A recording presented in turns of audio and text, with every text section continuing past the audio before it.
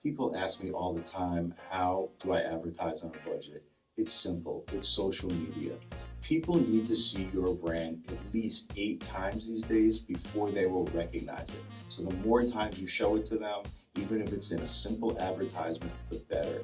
You can't afford in the beginning to do TV, radio, or billboard traditional advertisements. So do the social media. $100 on social media goes a really long way, but don't spread it out too thin. Be very targeted in how you market. Social media really allows you to target very specifically a demographic of people.